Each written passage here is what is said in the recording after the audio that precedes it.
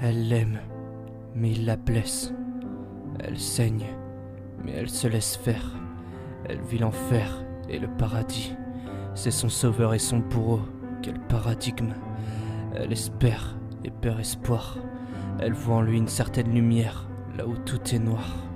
Elle contemple ses bleus dans le miroir en se disant que ce seront les derniers, qu'il n'est pas trop tard.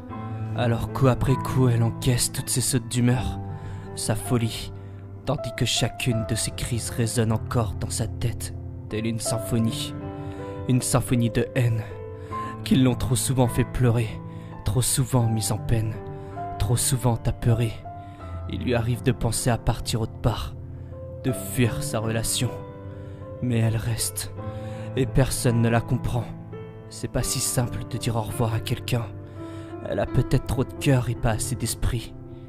Mais elle se souvient du début. Il était pas pareil. C'était quelqu'un de bien. Du moins, c'est ce qu'il montrait. Peut-être qu'il bluffait.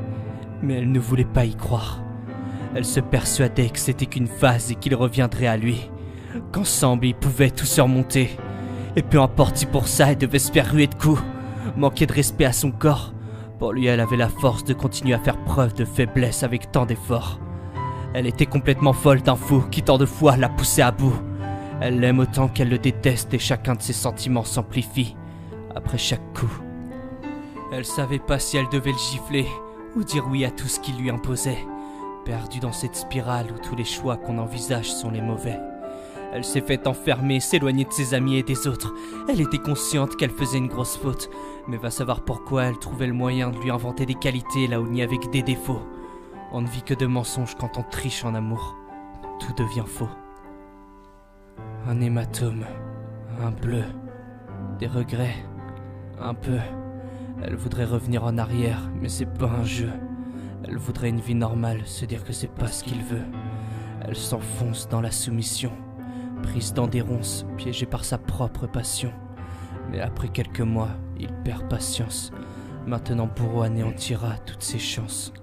Un point dans le ventre les rares fois où elle sort, mais pourtant elle continue de rentrer.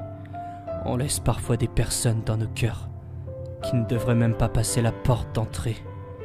Il a réussi son coup, elle est accro, il l'a bien manipulée. Maintenant il a même plus besoin de raison pour se défouler. Alors chaque soir elle subit en silence sans pouvoir dire un mot, laissant éclater sur elle ses pulsions. C'est devenu sa marionnette qui répond à chacune de ses envies.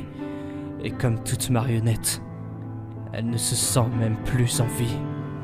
Et plus ça va et plus elle prend. C'est pas des coups de soleil qu'elle a sur l'épaule.